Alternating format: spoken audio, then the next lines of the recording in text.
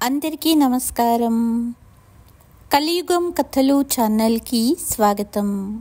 ఈనాటి మన కథ వరకట్న బాధితురాలి గెలుపు. అది జనవరి నెల, చలికాలపు రాత్రి. సుమిత్రాదేవి మరియు ప్రశాంత్ కుమార్ నిద్రపోతుండగా అకస్మాత్తుగా ఫోన్ మోగింది. నిద్రపోతున్న సుమిత్రకు ఫోన్ శబ్దం వినపడగానే తెలియని భయం. గుండె వేగంగా కొట్టుకుంటుంది. ఎదురుగా గోడపై ఉన్న గడియారాన్ని చూసింది. సమయం 1 ధైర్యం చేసి సుమిత్ర ఫోన్ దగ్గరగా వెళ్ళి ఫోన్ లిఫ్ట్ చేయగానే మరొక వైపు నుండి వచ్చిన మాటలు వినగానే అంత చలిలో కూడా శరీరమంతా చెమటలు పట్టాయి ఆవిడకు. ఇంటి తలుపు వైపు చూస్తూ మౌనంగా ఫోన్లోని మాటలను వింటుంది. కాసేపటికి కంగారుగా లేదు ఇక్కడకు అంటూ ఆగిపోయింది. చేతిలోని ఫోన్ రిసీవర్ కింద పడిపోయింది.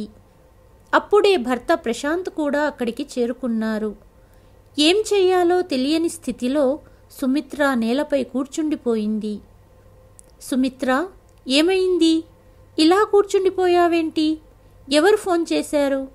నీ పరిస్థితి చూస్తుంటే భయంగా ఉంది, ఆందోళనగా అడిగారు ప్రశాంత్ గారు. మన అల్లుడు గారు వరుణ్ ఫోన్ చేశారు అని చెప్పింది సుమిత్ర. అల్లుడి పేరు వినగానే ప్రశాంత్ ముఖం మీద ఆందోళన కనిపించింది.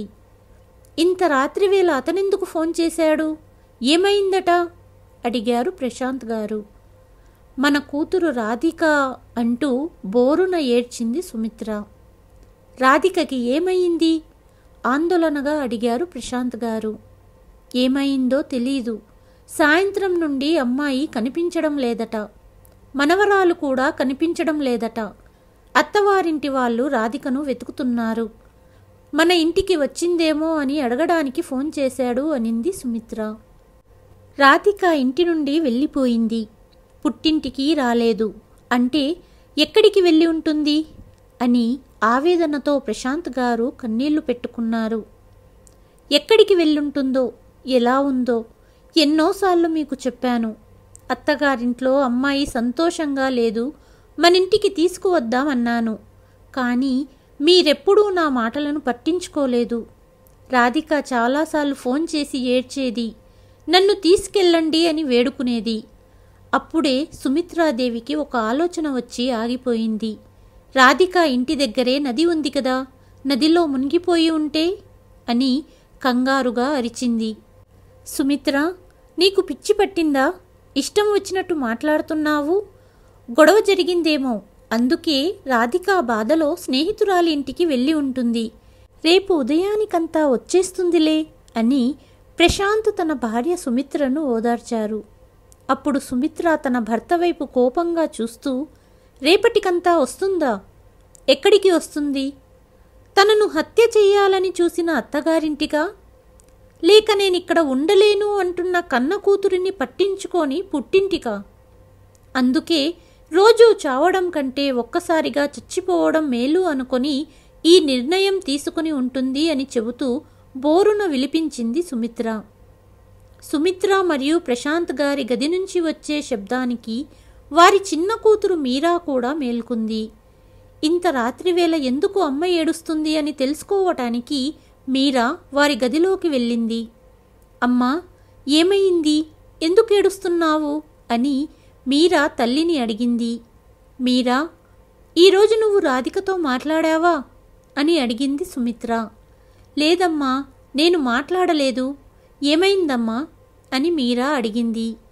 రాధిక తన కూతురిని తీసుకుని అత్తవారింటి నుండి ఎక్కడికో వెళ్ళిపోయింది. తిరిగి రాలేదు. మీ బావగారు ఫోన్ చేశారు అనింది సుమిత్ర. అక్క ఇంటి నుండి వెళ్ళిపోయిందా? అసలేమైంది? ఆశ్చర్యంతో మీరా అన్నది. ఏమైందో తెలీదు, కానీ నీకు తెలిసిన రాధికా స్నేహితులకు ఫోన్ చేసి చూడు అంటుండగా సుమిత్రకి ఊపిరాడడం ఇబ్బందయ్యింది. మీరా వెంటనే లేచి తల్లికి ఇన్హేలర్ ఇచ్చి తల్లిని బెడ్పై పడుకోబెట్టింది. అమ్మా, నీ ఆరోగ్యం జాగ్రత్త, అక్కకు ఏమీ కాదు. ఉదయం అక్క స్నేహితులందరికీ ఫోన్ చేసి అడుగుతాను అని మీరా చెప్పింది. ఇంట్లో అందరికీ ఆందోళనగా ఉంది. కానీ ప్రస్తుతం రాధికను వెతకడం అంత సులభం కాదు. ఉదయమైతే రాధికను వెతకగలం అనుకున్నారు అందరూ. కానీ సుమిత్ర కళ్ళ నుంచి నీరు జలపాతంలా ప్రవహిస్తున్నాయి. ఇద్దరు కుమార్తెల బాల్యాన్ని గుర్తు చేసుకుంది. మొదట రాధిక జన్మించినప్పుడు అమ్మాయి పుట్టిందని నానమ్మ రాధికను చూడాలనుకోలేదు. కానీ రాధిక తండ్రి బలవంతంగా రాధికను నానమ్మ చేతిలో పెట్టాడు. అందంగా తెల్లని జపాన్ పిల్లలా ఉన్న ఆ పుట్టిన బిడ్డను చూసి నానమ్మ ముఖం వెలిగిపోయింది. ఆమె వెంటనే పాపను ముద్దాడింది. రాధిక పుట్టిన తర్వాత 2 ఏళ్లకు మీరా పుట్టింది. ఇద్దరు కూతుళ్లను తల్లిదండ్రులు 2 కళ్ళల్లా చూసుకునేవారు. పిల్లలని వదిలి అస్సలు ఉండేవారు కాదు. ఇద్దరు పిల్లలు ఇంటి ఆవరణలో ఆడుకుంటున్నా 2 నిమిషాలకు ఒకసారి వారిని చూడడానికి వంటగది నుంచి బయటికి వచ్చేది సుమిత్ర. రోజులు గడుస్తూ ఇద్దరు కూతుళ్ళు పెద్దవారయ్యారు. చదువులో ఇద్దరూ చాలా చురుకుగా ఉండేవారు. ఇంటి పనుల్లో రాధికకు అస్సలు ఆసక్తి లేదు. 17 సంవత్సరాల వయసులో రాధికకు కాలేజీలో అడ్మిషన్ దొరికింది. కానీ సుమిత్ర పెద్ద చదువులు వద్దు అని కూతురికి పెళ్లి చేయాలనే ఆలోచనలో ఉండేది. కానీ స్వతంత్ర స్వభావం గల రాధిక తనదైన ఊహాలోకంలో ఉండేది. ఎప్పుడైనా తల్లి ఆమెను వంటగదిలోకి తీసుకెళ్లినా పని నేర్చుకునేది కాదు. అమ్మా, ఇంటి పనులు ఎందుకు చెయ్యాలి? నాన్నలా బ్యాగ్ తీసుకొని ఆఫీస్కు వెళ్ళొచ్చు కదా అని అనేది. కానీ సుమిత్ర ఒప్పుకునేది కాదు. చివరకు కూతురికి ఇంటి పనులన్నీ నేర్పించింది. రాధిక కాలేజీకి వెళ్లడం మొదలుపెట్టినప్పటి నుండి ఆడపిల్ల భద్రత గురించి సుమిత్ర ఆందోళన చెందేది. ఒకరోజు రాధిక కాలేజీ నుంచి ఇంటికి తిరిగి రావడంలో 2 గంటలు ఆలస్యమయ్యింది. సుమిత్ర ఇల్లంతా హడావుడి చేసింది. ఏదైనా పని ఉండి ఆలస్యమయ్యిందేమో అని భర్త ప్రశాంత్ గారు ఎంత సముదాయించినా సుమిత్ర మనసులో ఎన్నో ఆలోచనలు. పరిస్థితులు బాగాలేవు. ఎవరినీ నమ్మడానికి లేదు. మనుషుల్లో మానవత్వం కరువైపోయింది. ఈ రోజుల్లో బంధువులను కూడా నమ్మడానికి లేదు. ఇక ఇతరుల మీద ఎలా నమ్మకం ఉంటుంది? దేవుడా, నా కూతురు సురక్షితంగా ఇంటికి వస్తే చాలు అనుకుంటూ ఇంటి బయట గేటు వద్ద నిలబడి రాధిక కోసం వేచి చూసింది. కొంతసేపటికి రాధిక దూరం నుండి వస్తున్నది గమనించిన సుమిత్ర ఊపిరి పీల్చుకుంది. మనసులో దేవుడికి నమస్కారం చేసి, ఇంటికి రావడానికి ఇంత ఆలస్యం ఎందుకయ్యింది? నేను ఎంత భయపడ్డానో తెలుసా? ప్రతిరోజు నువ్వు 3 గంటలకే ఇంటికి వస్తావు. ఈరోజు 2 గంటలు ఆలస్యమయ్యింది అని అడిగింది సుమిత్ర. రాధిక నవ్వుతూ, అమ్మా, ఇందులో ఆందోళన చెందడానికి ఏముంది? నేను కాలేజీ ఎన్ఎస్ఎస్ యూనిట్లో సభ్యురాలిని.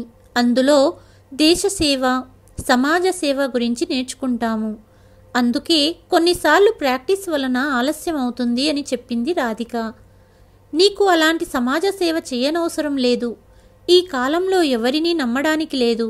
నువ్వు సకాలంలో ఇంటికి వస్తే చాలు అని చెప్పింది తల్లి. రాధిక మళ్ళీ నవ్వింది. అమ్మా, నువ్వు ఎందుకు ఇంత భయపడుతున్నావు? నేను ఇంకా చిన్నపిల్లననుకుంటున్నావా? నేటి కాలపు అమ్మాయిలు అంతరిక్షం వరకు వెళ్తున్నారు. నువ్వేమో కాస్త లేటుగా వస్తేనే ఇంతలా భయపడుతున్నావు అన్నది. అయితే ఈ రోజుల్లో ఎంతమంది అమ్మాయిలు యాసిడ్ అటాక్ గురవుతున్నారు? ప్రతిరోజు వార్తాపత్రికలు, టీవీలో వచ్చే వార్తలు చూస్తే ఏ తల్లి తండ్రికి భయం వేయదు చెప్పు? పోలీసులు, ప్రభుత్వం అధికారులు కేవలం మాటలకు మాత్రమే. నిజమేంటంటే ఇప్పుడు దుర్మార్గపు పనులు చేసే వారికి ఎవ్వరికీ మనసులో పోలీసులపై, చట్టంపై భయం లేదు అని సుమిత్ర చెప్పింది. అమ్మా, నువ్వు భయపడకు. యూపీఎస్సీని క్లియర్ చేసి ఈ దేశానికి సేవ చేయటం నా కల. ఒకరోజు నీ కూతురిని చూసి గర్వపడతావు అని చెప్పిన రాధిక మాటలు గుర్తు చేసుకుంటున్న సుమిత్ర, ఎన్నో కలలు కన్నది నా కూతురు. కానీ మా ఒక్క తప్పు వల్ల రాధిక కలలన్నీ చిన్నాభిన్నమయ్యాయి అని బాధపడింది. కాలేజీ చదువు పూర్తయ్యాక కూతురికి పెళ్లి సంబంధం చూడడం మొదలుపెట్టారు ప్రశాంత్ దంపతులు. తను అప్పుడే పెళ్లి చేసుకోవటానికి సిద్ధంగా లేదని, సివిల్ సర్వీస్ ఎగ్జామ్స్కి ప్రిపేర్ అవ్వాలని, తన కాళ్ళ మీద తను నిలబడాలని తల్లిదండ్రులను ఒప్పించడానికి ప్రయత్నించింది రాధిక. కానీ వారు అంగీకరించలేదు. మాకు నీ సంరక్షణ గురించి చాలా ఆందోళనగా ఉంది. అందుకే త్వరగా నీకు పెళ్లి చేసి ఒక ఇంటిదాన్ని చెయ్యాలనుకుంటున్నాము. ఆ తర్వాత నీ చెల్లి మీరా గురించి కూడా ఆలోచించాలి అని చెప్పి కూతురికి పెళ్లి సంబంధం చూడడం మొదలుపెట్టారు ప్రశాంత్ గారు. కానీ ప్రశాంత్ గారు కట్నానికి విరుద్ధం. కానీ కట్నం కోసం అమ్మాయిలపై జరిగే దుర్ఘటనల గురించి టీవీల్లో, వార్తాపత్రికల్లో చూసి భయపడేవారు. అందుకే కూతురి విషయంలో మంచి సంబంధం చూడాలని చాలా జాగ్రత్తలు తీసుకున్నారు ప్రశాంత్ గారు. చివరకు ఒక మధ్యవర్తి వారిని వరుణ్ మరియు అతని కుటుంబంతో పరిచయం చేశాడు. వారికి పెద్ద బిజినెస్ ఉందని, నగరంలో పేరొందిన ధనవంతులని, అందుకే కట్నం గురించి ఏమీ ఆశించరని కూడా చెప్పాడు. అందుకే ప్రశాంత్ గారు రాధిక కోసం వరుణ్ కుటుంబం సరైనదని భావించారు. అలాగే మధ్యవర్తి వరుణ్ తల్లిదండ్రులతో ప్రశాంత్ గారు కట్నానికి వ్యతిరేకి అని స్పష్టంగా చెప్పారు. మాకున్నది ఒక్కడే కొడుకు కాబట్టి మేము కూడా కట్నాన్ని ఆశించట్లేదు. మా ఇంటికి వచ్చే కోడలే మా ఇంటి లక్ష్మి అన్నారు వరుణ్ తల్లిదండ్రులు. ఒక తండ్రిగా ప్రశాంత్ గారు తన కూతురికి కావాలంటే కానుకలు ఇవ్వచ్చు, మా వైపు నుండి ఎలాంటి డిమాండు లేదు అన్నారు. కేవలం వివాహం 15 రోజుల్లో జరగాలని మాత్రమే మేము కోరుకుంటున్నాము అన్నారు వరుణ్ తండ్రి. వరుణ్ తల్లిదండ్రుల అభిప్రాయాలు తెలుసుకున్న సుమిత్ర మరియు ప్రశాంతులు పెళ్లికి ఒప్పుకున్నారు. ఇరు కుటుంబ సభ్యులు వివాహం తేదీని ఖరారు చేశారు. ఏర్పాట్లు జరుగుతున్నాయి. ఇరు కుటుంబాలు బంధువర్గాన్ని పిలిచారు. కానీ శుభముహూర్తానికి ఒకరోజు ముందు మధ్యవర్తి ప్రశాంత్ గారికి ఫోన్ చేసి, మీరు అన్ని ఏర్పాట్లు బాగా చేస్తారని తెలుసు, కానీ వియ్యంకుల వైపు నుండి చిన్న విన్నపం. తమ బంధువుల ముందు గౌరవంగా ఉండాలని, అందరి ముందు మండపంలో 3 లక్షలు ఇవ్వమని కోరుతున్నారు.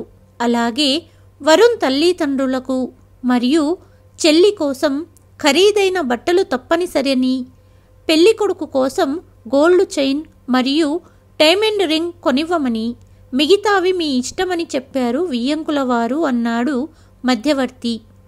ఇది విని ప్రశాంత్ గారు ఆశ్చర్యపోయారు.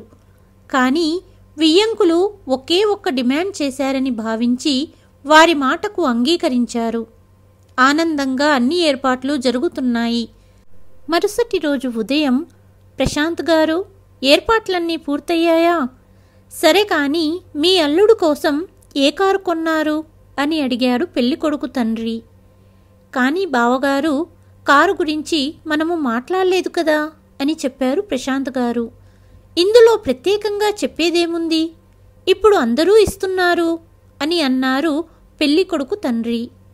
ప్రశాంత్ గారు ఆందోళన చెంది, ఇది మా బడ్జెట్ కంటే ఎక్కువ అవుతుంది అని అన్నారు. ప్రశాంత్ గారు, పెళ్లి సమయంలో కొంత ఖర్చవుతుంది కదా, అయినా తన కోసం ఏ కారు కొన్నారో వరుణ్ తెలుసుకోమన్నాడని ఫోన్ చేశాను, మిగతాది మీ ఇష్టం అని చెప్పి ఫోన్ పెట్టేశాడు పెళ్ళికొడుకు తండ్రి. సుమిత్ర గారు ఈ విషయం విని ఆశ్చర్యపోయారు. వీరి డిమాండ్లు రోజురోజుకి పెరుగుతూనే ఉన్నాయి. మనము ఇంకో కూతురు పెళ్లి కూడా చెయ్యాలి కదా అని అనుకున్నారు ప్రశాంత్ దంపతులు.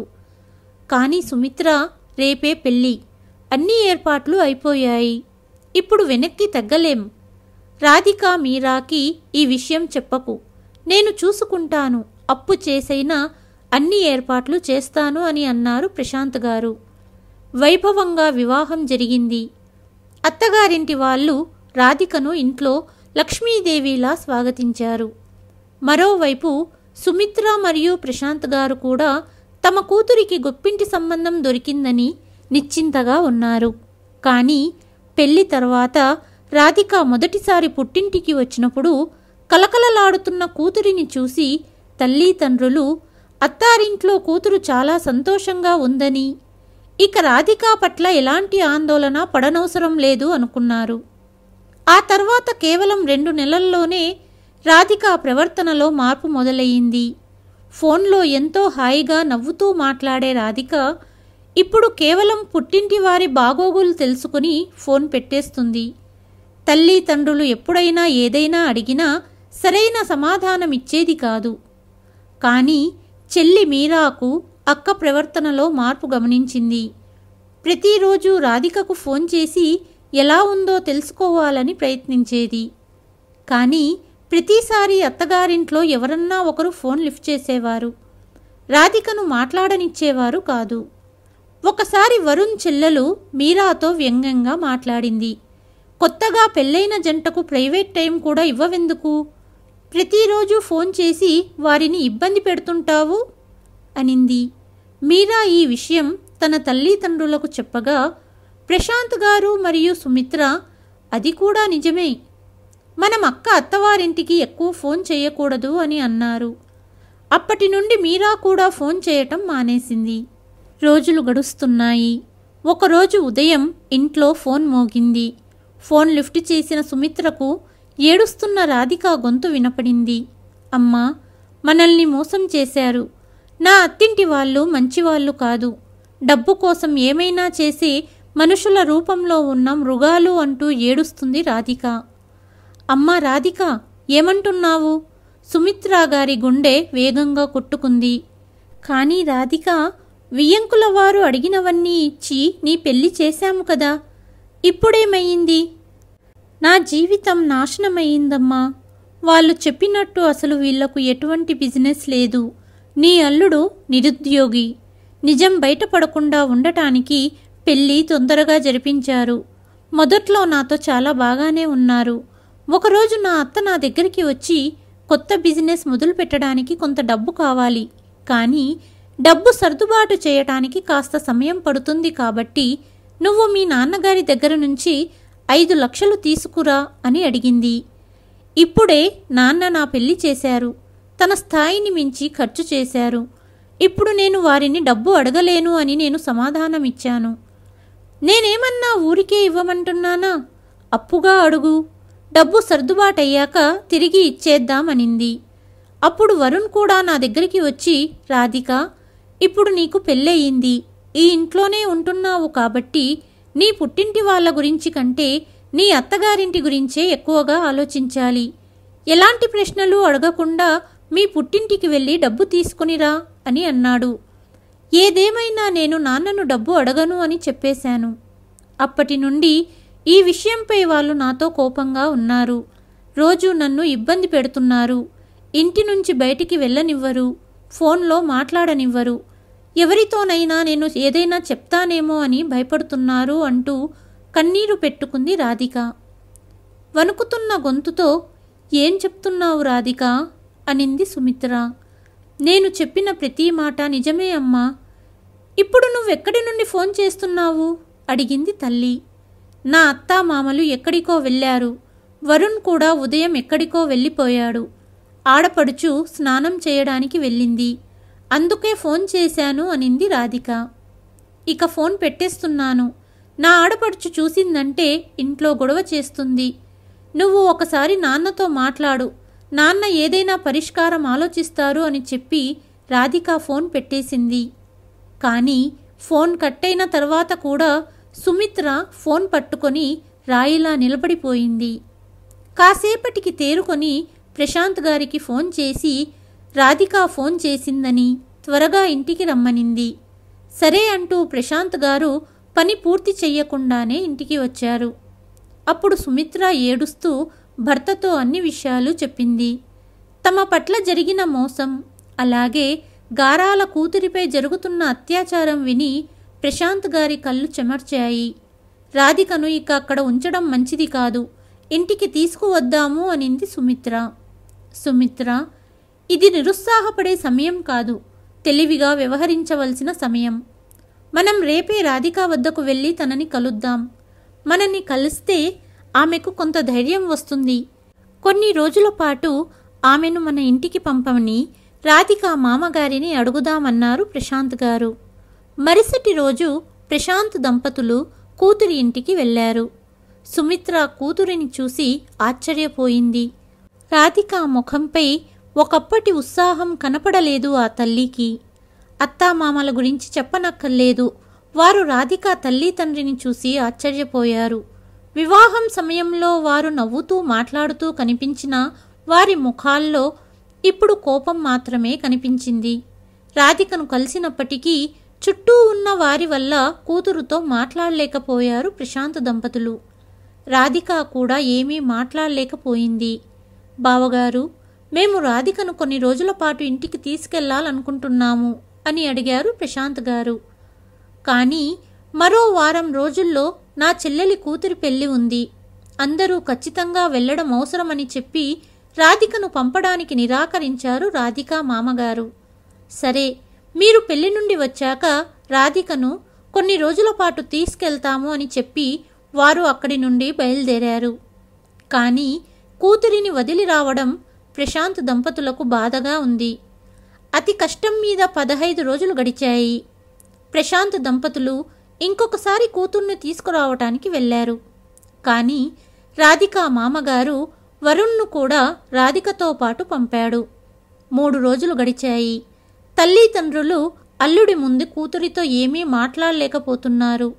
మీరా కూడా అక్కతో మాట్లాడాలని చాలా ప్రయత్నించింది. వరుణ్ అస్సలు రాధికను ఒంటరిగా వదిలేవాడు కాదు. ఒకరోజు వరుణ్ వాష్రూమ్కి వెళ్ళగా సుమిత్ర మరియు మీరాకు రాధికతో మాట్లాడే అవకాశం లభించింది. రాధిక వచ్చినప్పటి నుండి కట్టుకుంటున్న పాత చీరలు చూసి, అక్క, ఎందుకు ఇంత పాత చీరలు కడుతున్నావు? మెడలో నగలేమీ పెట్టుకోలేదెందుకు? అడిగింది మీరా. అప్పుడు రాధిక కళ్ళ నిండా నీళ్లతో, నా నగలు, కొత్త బట్టలు అన్నీ అత్తగారింటి వాళ్ళు తమ కూతురి పెళ్లికి ఉపయోగపడతాయని తీసేసుకున్నారు అని చెప్పింది. కానీ రాధిక, మొన్న మీ ఇంటికి వచ్చినప్పుడు పెళ్లిలో ఇచ్చిన సామాను కూడా నీ ఇంట్లో కనపడలేదు అని సుమిత్ర అడిగింది. అమ్మా, మీరు నాకు ప్రేమతో ఇచ్చిన TV, fridge, AC, sofa, washing machine అన్నీ వీళ్ళు అమ్మేశారు అని చెప్పింది రాధిక. అప్పుడు రాధిక భర్త వరుణ్ వస్తున్నట్లు గమనించి అందరూ మామూలుగా ఉన్నట్టు నటించారు. మరుసటి రోజు తన స్నేహితుడి పెళ్లికి వెళ్లాలని వరుణ్ రాధికను తీసుకుని బయలుదేరాడు. ప్రశాంత్ గారు తన జేబు నుండి రాధిక కోసం కొన్న కొత్త మొబైల్ను తీసి, ఎప్పుడైనా మాతో మాట్లాడాలనిపిస్తే ఫోన్ చెయ్యి అంటూ కూతురికి ఇచ్చారు. అంతలో రాధిక, ఆలస్యమవుతుంది అని వరుణ్ అన్నాడు. వెంటనే ఇద్దరూ బయలుదేరి వెళ్లారు. కానీ రాధిక తన అత్తవారింటి గురించి చెప్పినవి విని గుర్తు చేసుకొని సుమిత్ర మరియు ప్రశాంత్ గారు బాధపడ్డారు. ఇక ఇప్పుడు రాధికతో రోజు మాట్లాడొచ్చు, బాధపడకు అంటూ ప్రశాంత్ గారు సుమిత్రను ఓదార్చారు. కానీ సుమిత్ర భయపడినట్లే జరిగింది. ఇంట్లో ఉండే నీకు ఫోన్ ఎందుకు? నేను ఇలాంటి కొత్త ఫోన్ కొనాలనుకున్నాను. నువ్వు నీ తల్లిదండ్రులతో మాట్లాడాలంటే అమ్మ ఫోన్ తీసుకో అని చెప్పి రాధిక ఫోన్ తీసేసుకున్నాడు వరుణ్. కొన్ని రోజుల తర్వాత ఇంటికి ఫోన్ చెయ్యాలని రాధిక తన అత్తగారిని ఫోన్ అడిగితే తన అత్తగారు ఇవ్వకపోగా వెళ్ళి ఇంట్లో పని చెయ్యి అన్నది. రాధిక నిశ్శబ్దంగా తన గదికి వెళ్ళి కూర్చుంది. రాధికపై ప్రతిరోజు అత్తగారింటి అత్యాచారాలు పెరుగుతూనే ఉన్నాయి. కొంచెం ఆలస్యంగా భోజనం వండినా దగ్గరలోని ఏదో ఒక వస్తువు తీసుకుని ఆమెపై విసిరేవాడు వరుణ్. ఒకరోజు రాధిక చేతిలోంచి ఒక గ్లాస్ జారిపడి పగిలిపోయింది. అత్త, ఆడపడుచు కలిసి రాధిక చెయ్యి వెనకకి తిప్పి బిగించి గట్టిగా పట్టుకొని వదలకుండా వేధించారు. ఒకరోజు వరుణ్ మొబైల్ ఫోన్ గదిలో ఉండడం చూసి రాధిక తన తల్లిదండ్రులకు ఫోన్ చేయాలని ప్రయత్నించింది. అప్పుడు వరుణ్ గదిలోకి వచ్చి రాధికపై చెయ్యి చేసుకున్నాడు. నా పర్మిషన్ లేకుండా నా మొబైల్ ఎందుకు వాడతావు? ఇక నా సామాన్లు ముట్టుకుంటే నిన్ను బ్రతుకుండనివ్వను అని బెదిరించాడు. ఒకరోజు ఎలాగోలా ఇంటి నుండి బయటికి వచ్చి పుట్టింటికి ఫోన్ చేసింది రాధిక. మీరా ఫోన్ లిఫ్ట్ చేసింది. తన పట్ల జరుగుతున్న అత్యాచారాలను చెప్పి రాధిక బోరున ఏడ్చింది. ఇక నేను ఇది భరించలేను. నాన్నతో చెప్పి నన్ను ఈ నరకం నుండి బయటికి తీసుకెళ్ళండి, లేకపోతే నేను బ్రతికుండను అని ఏడ్చింది.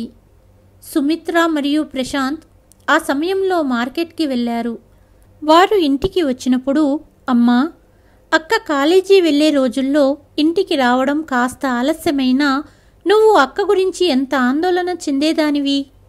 ఆమె అత్తవారింట్లో ఎలా ఉందో ఒకసారి వెళ్ళి చూడండి. తిట్టడం కొట్టడమే కాదు, వాళ్ళు అక్కను చంపేస్తారు.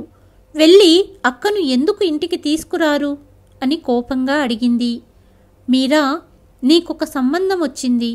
రాధిక పుట్టింటికి వచ్చేసిందని అబ్బాయి వాళ్లకు తెలిస్తే నిన్ను ఎవరూ పెళ్లి చేసుకోరు. తల్లి తండ్రుల పెంపకంలోనే లోటు ఉందని అనుకుంటారు అన్నారు ప్రశాంత్ గారు. ఒక కూతురు పెళ్లి కోసం మరో కూతురిని బలి ఇవ్వాలా? అక్క పరిస్థితి చూశాక నేను పెళ్లి చేసుకోవాలనుకోవట్లేదు నాన్న అనింది మీరా. రాధిక ఫోన్లో చెప్పింది తెలుసుకున్న సుమిత్ర, మీరు ఇప్పుడెళ్ళి రాధికను తీసుకురండి. వాళ్ళు పంపకపోతే బలవంతంగా తీసుకురండి, కానీ గౌరవం మర్యాద అనుకుంటూ నా కూతుర్ని బలివ్వకండి అంది సుమిత్ర భర్తతో. సుమిత్ర, నా మాట విను. రాధికకు పిల్లలు పుడితే అంతా సర్దుకుంటుంది. అప్పుడు కూడా వాళ్ళు మారకపోతే నేను పోలీస్ కంప్లైంట్ ఇస్తాను అన్నారు. కొన్ని రోజుల తర్వాత రాధిక ఒక బిడ్డకు జన్మనిచ్చింది. కానీ అమ్మాయి పుట్టినందుకు అత్తవారింటి వాళ్ళ అఘాయిత్యాలు మరింత పెరిగాయి. ఈ ఇంట్లో ఉండాలంటే నీ నాన్నను అడిగి డబ్బు తీసుకురా, లేదా వరుణ్కు రెండో పెళ్లి చేస్తానని బెదిరించేవాళ్ళు. నేను చాలాసార్లు చెప్పాను, నాన్న వద్ద డబ్బులు లేవు అనింది రాధిక. ఇల్లుంది కదా, అది అమ్మేసేయమను అన్నది అత్తగారు. మీకు అమ్మాయి ఉంది కదా, తనకు ఇంత డబ్బిస్తారా అని అడిగింది రాధిక. ఎంత ధైర్యం నీకు, అమ్మకు ఎదురు చెబుతావా అని వరుణ్ కోపంతో రాధిక చెంపమీద కొట్టాడు. రాధికకు తల తిరిగిపోయింది. ఇక లోపలికి వెళ్ళి అందరికీ టీ పెట్టు అనింది ఆడపడుచు. వంటగదికి వెళ్ళిపోయింది రాధిక.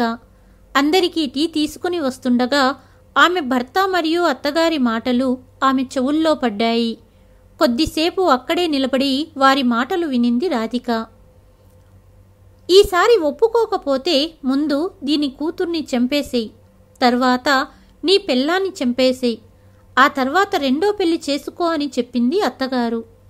ఇది విని రాధిక కాలి కింద భూమి కదిలిపోయినట్టనిపించింది. కాసేపటికి తనని తాను నియంత్రించుకొని ఏమీ విననట్టు అందరికీ టీ ఇచ్చింది. మరుసటి రోజు ఉదయం ఇంట్లో అందరూ నిద్రిస్తున్నప్పుడు రాధిక ఇంటి నుండి బయటికి వెళ్ళి దారిలో వెళ్తున్న చెత్త ఎత్తే అబ్బాయి వద్ద ఫోన్ తీసుకుని తన తల్లికి ఫోన్ చేసింది. అమ్మా, నేను నా కూతుర్ని తీసుకుని ఇవాళ కర్నూలు వస్తున్నాను. ఇక నేను ఇక్కడ ఉండలేను. ఇంతవరకు వాళ్ళు నన్నే హింసించారు, కానీ ఇప్పుడు నా కూతురిని వీళ్ళు వదలట్లేదు. నేను దీనిని సహించను. నేను ఇంటికి రావచ్చా అని అడగడానికి ఫోన్ చేశాను అనింది రాధిక. ఇవాళ మీరాను చూసుకోవటానికి సంబంధం వాళ్ళు వస్తున్నారు. కొద్దిసేపట్లో వస్తారు. వాళ్ళు వెళ్ళిపోయిన తర్వాత మీ నాన్నతో మాట్లాడి చెబుతాను అనింది తల్లి. సరే అమ్మా అని రాధిక ఫోన్ పెట్టేసింది. అదే రోజు అర్ధరాత్రి రాధిక ఇల్లు వదిలి వెళ్ళిపోయిందని తన అత్తవారింటి నుండి ఫోన్ వచ్చింది. సమయం ఉదయం 7 గంటలయ్యింది. ప్రశాంత్ గారు రాధిక విషయమై బయటికెళ్లారు. అప్పుడే గదిలోని ఫోన్ రింగ్ అవ్వటంతో సుమిత్ర వర్తమానంలోకి వచ్చింది. కానీ ఫోన్ లిఫ్ట్ చేస్తే ఎటువంటి సమాచారం వినవలసి వస్తుందో అని సుమిత్ర ఫోన్ లిఫ్ట్ చేయలేదు. మీరా పరిగెత్తుతూ గదిలోపలికి వచ్చి ఫోన్ లిఫ్ట్ చేసింది. అటువైపు గొంతు విని బోరున ఏడుస్తుంది మీరా. అంతలో ప్రశాంత్ ఇంటికి వచ్చారు. మీరాను చూసి తల్లి తండ్రి ఇద్దరూ భయపడిపోయారు. ఫోన్ పెట్టేశాక, అమ్మా, భగవంతుడు మనకు అన్యాయం చేయలేదమ్మా. అక్క ఇక్కడి మహిళా మండలి సంస్థకు చేరింది. వారి మద్దతు సహాయంతో తన అత్తవారింటిపై పోలీస్ కంప్లైంట్ ఇచ్చిందట. ఇది చెప్పటానికి అక్క ఫోన్ చేసింది అనింది మీరా. ఇది విన్న ప్రశాంత్ ఆనంద భాష్పాలతో త్వరగా లేచి భార్యతో చెప్పి రాధికను తీసుకురావడానికి వెళ్ళారు. మధ్యాహ్నం తన కూతురు మరియు మనవరాలిని తీసుకుని ఇంటికి తిరిగి వచ్చారు. కూతురు రాధికను చూసి సుమిత్ర గట్టిగా హత్తుకుని బాగా ఏడ్చింది. అప్పుడు ప్రశాంత్ గారికి ఒక ఫోన్ వచ్చింది. అటువైపు నుండి ప్రశాంత్ గారు, మీ కూతురు మీరా మాకు నచ్చిందని చెప్పారు. కానీ మేము ఇప్పుడు మీరా వివాహం చెయ్యాలని అనుకోవడం లేదు. ఆమె తన కాళ్ళ మీద తను నిలబడి ఉన్నత స్థాయికి వచ్చినప్పుడు పెళ్లి చేస్తాను అని చెప్పి ఫోన్ పెట్టేశారు.